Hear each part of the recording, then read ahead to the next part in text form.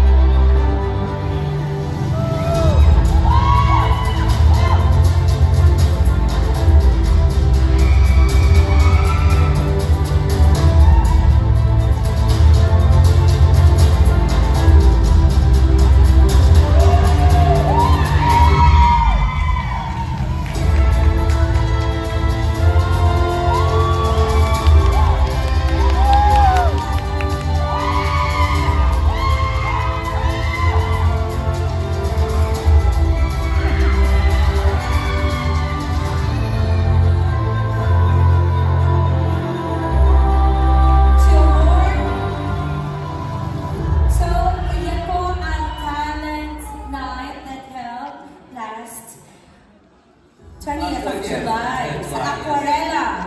But before we award the Best Talent, we would like to call representative from Dr. Even and Jeline, please.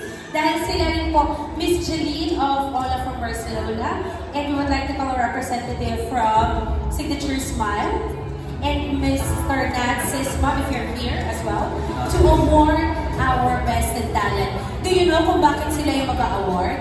Kasi sila yung nag-judge last July 20. Yes. Sila yung the best people to give the award. True. Actually, lahat kayo ay magagaling nung araw na yon. Yes. I was so excited and we had so much fun actually. True.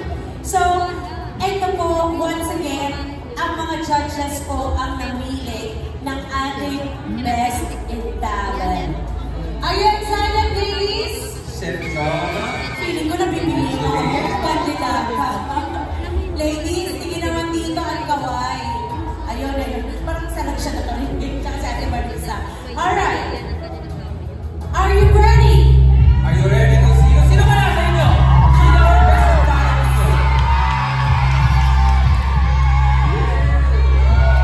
Ako meron din ako. Pero of course, ang judges ang judges. Actually, magkakadikit lang yung scores nyo. Konting points na ni different.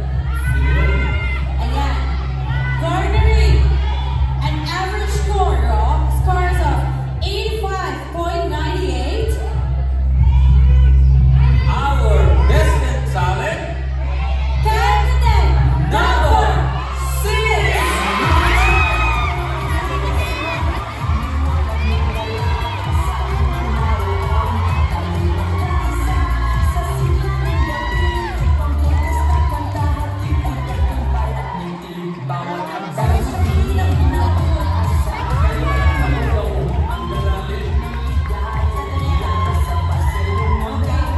Meron daw interview portion dito. So, ang mga nag-awards po ng ating Best in Talent, kung none other than Maruch or Pinoy Season. Ano pa naman natin si Inay? Maruch? And Miss Melita, one of the judges as well. Janina and Chef Jauma. So to let you know na hindi po kayo lahat nakanood ng Best ng Talent Show, siya po ay nag-hula-hoop. So, Miss Fleming, makakasagot ka kaya sa tanong ko. Ano po ang significance o signifikado ng hula-hoop sa iyong buhay? Ang hula-hoop parang nagiging emotional na naman ako. Ang hula-hoop parang buhay ng nanay. Dapat matatag. Kung hindi ka matatag, babagsak ang hula-hoop. Ang isang nanay, dapat matatag. Kasi kung hindi ka matatag, pwedeng bumagsak ang pamilya na binubo. yes, thank you very much. Suggested number 6. Ano mo yun talaga yung question na gustong itanong ng mga judges natin? Mamaya mas marami marami pa tayong tanong. Thank you so much, judges, Miss Mel, Maruch, Jaline, and Chef Jama. Maraming salamat po.